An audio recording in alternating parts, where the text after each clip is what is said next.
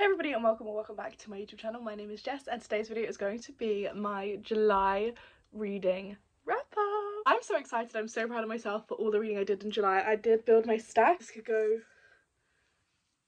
very badly. I don't know why I chose to do it like this. Here is my massive stack of books from the month of July that I have read. Without further ado, let's jump right on to it. The first book that I started off the month of July reading was Twisted Pawn by L.J. Shen.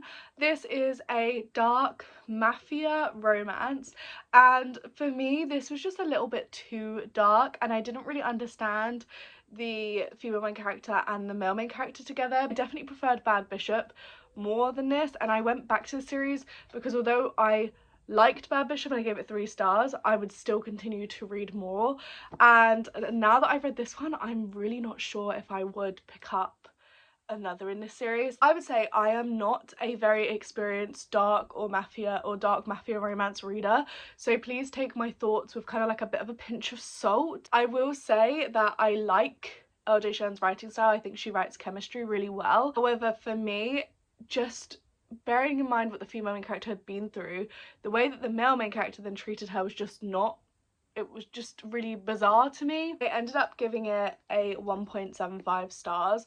I would also say, as I would with every dark or mafia romance that I would ever read and review on this channel, please check your trigger warnings. Make sure it's something triggering to yourself that could cause your self-harm or your mental well-being harm. Basically, I think my main problem with this book was that the consent was very questionable at times, like to the point where I would argue there was no consent. And considering what the female main character's background is, the consent being questionable at best is to me a shocker. So that was my main problem. The second book that I read was finishing off a duology. Go me! I actually did quite a lot of series continuing or finishing this month, so I'm very proud of myself. I finished a duology and I read The Thorn Queen by Sasha Payton Smith. Now, this was a good read, but I did feel a bit disappointed. I was honestly expecting this series to be one of my 5-star young adult series and one that I keep coming back to. Is this a series I would recommend to others? 100% yes. I loved my experience, especially with the first book, and I still liked my experience with the second book.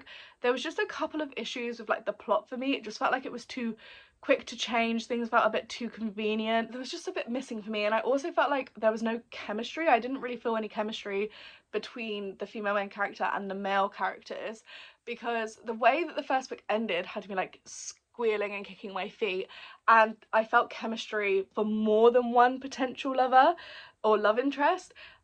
In this book, I didn't really feel chemistry for any of them. And I do say in the reading vlog where I read this book, which will be coming out this month as well, that one of the things that I think I was struggling with this book is I didn't understand the reason why the characters were the way they were. I didn't understand the dynamics of what or how or why those characters were like it. And also, like I said, some of the plot felt very convenient. This is a 3.5 stars for me personally. I enjoyed it, and a 3.5 might sound pretty high because I've basically just told you all the things that I disliked about the book, but all of the things that I do like about the book are the things about the cruelness of the Fae. I thought that was so entertaining and so interesting. I thought the way our female main character developed her understanding of the world and the development of the worlds was very interesting and very well written for a YA story. I picked up another book on my TBR, and I picked up Vampire Academy by Rochelle Mead.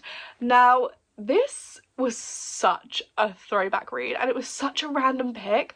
I remember when I picked it on my TBR from my TBR board game, I was like, this is just a really rogue pick. I don't know why I've picked it, but I've picked it anyway, and I had the best time. I honestly really enjoyed this, and I will be going back for more of this story. I genuinely feel like I would probably read the whole series at some point. That point is not now for me, but at some point, if I had time, I would, and space on my TBR, I would be reading the whole series, let me tell you that for free. I just think this was such a throwback, and it gave me such nostalgic feelings of my teen reader self. Now, on the bottom of my bookshelves, where you guys can't see, I have some of my teen fave books and book series. So I have like the Marked series by PC and Kristen Cast. This was one of my favourites. I also liked the Glass House series. Like, this was just such an epic throwback, and I flew through this. Like, I think it maybe took me 3 hours tops to get through this whole book. Also, this was so accurate to the film, like so accurate to the film. As a kid, I remember I loved the film, but I never read the books, and I don't know why. Why didn't I? I ended up giving it 3.5 stars. I really enjoyed it. I mean, is it the best writing? No. Is it the best plot? No. But is it so reminiscent of that kind of love for reading that I found in that age? Yes. And right off the back of that, I mean, we did really well, guys. We read 3 books that were on my physical TBR so far. I then picked up Vampire Academy Frostbite because I already owned it. I think this is one of those things where now I was just on this binge of, oh my goodness, I could just binge the whole series. And again, this took me maybe 3.5 hours tops to read. This one surprised me even more. I liked this even more than the first book, and I actually ended up giving it 4 stars. And to be honest with you, let me tell you guys, I rate Bailey basically on enjoyment. So please don't let this high rating shock you, because this was so enjoyable. I had so much fun. It was such a good time. It was such a good throwback to that vampire, paranormal kind of moment in publishing where these books were so popular and they were so compelling to read, and they still are compelling to read going back to them as a 23-year-old. And having finished these 2, which if you don't know what these are about because they're old school throwbacks, these are about a girl called Lissa who is a mortal vampire, and we follow her and her best friend Rose Hathaway as they are found when they are hiding from the Society of Vampires, and they get found and dragged back to the university. And we have this kind of range of really interesting these really interesting things going on. So we've got the fact that both of our female main characters have a bond between them where Rose can see what Lissa is seeing and she can feel and interpret how she's feeling as well. And we also have a forbidden romance in here as well, which is one of my favourite parts also. I just found there was so much going on, and it's just a good story. There's betrayals in here. Are the betrayals kind of obvious? Yes. Are they still enjoyable? Absolutely. Would I recommend these to others? Yeah. After reading these 2 though, I was on a bit of that nostalgic vampiric wavelength, and I was really enjoying the paranormal reads. So I was looking at my TBR trolley, not my actual July TBR because that's forgotten at this point. And I was looking and I ended up picking up a book that is one of my highly anticipated books that I read as soon as it was released, and then I just didn't pick it up for ages, and that was The Shadow Bride by Shelby Mahurin. Now this is kind of a spin-off duology based in the same setting and world as the Serpent and Dove trilogy. So I really loved the Serpent and Dove trilogy. I think if you didn't, then don't go for the second spin-off, but this is more based on vampires. You have again a forbidden romance in here. I enjoyed this. I thought it was really compelling, easy to read, fun to follow. It was interesting. It did feel a bit repetitive, like the format of the plot felt a bit like cyclical, like we kept having the same problem going round and round and round and round and round. I ended up giving this 3 stars, and I did like this book, but the pacing again, like I said, was a bit off, and the plot was slow and unnecessarily repetitive. Like, it didn't feel like it was needed to be repetitive. I did feel a bit disappointed in this book, if I'm completely honest, because of how much I loved the first book. Like, I think the first book was a 4 or 5 star read from me. Do I think maybe I would have enjoyed this more if I could read it back to the first? Absolutely. But I think that's such a common theme with like duologies and things, and it's definitely something that I've learned being a reader as an adult, is that actually it is, for me, there's some series that are really beneficial that I take a break from and come back to later. Other series, or particularly duologies, it's better for me to kind of try and get to them within a couple of months of each other. Then this one's really funny, because I was talking about in my July TBR video, I was talking about how I have just not read any romance books, just straight romance, contemporary romances for this whole year so far, and I was saying how it's like, I don't know what it is, but just I have not felt compelled to read anything like that at all. However, after reading The Shadow Bride, I was compelled to pick up a completely random book on my TBR trolley, and I don't know what called me to this book. I don't know what made me pick it up, but what I can tell you is I enjoyed it. and that was The Strawberry Patch Pancake House by Laurie Gilmore, and I enjoyed this a lot. This is a single dad and nanny romance, so again one of those forbidden romances. In this story we have a world-renowned chef who works in France, and he basically becomes a single dad as a complete shock to him, and he meets his daughter. I think his daughter was 5 years old when he meets her, because her mum died and her nan is very ill, so she's not one who they would consider a guardian for the small child.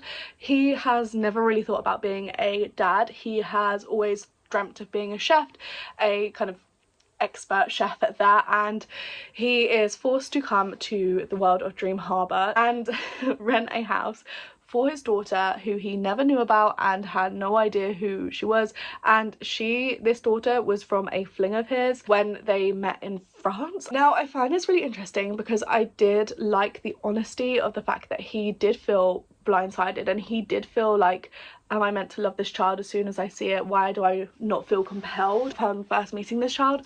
I also liked the way that we had that kind of resistance to build a relationship with him from the child. I felt like that was good, but there were so many things that I just think needed a little bit more depth, detail, explanation that we didn't get in here.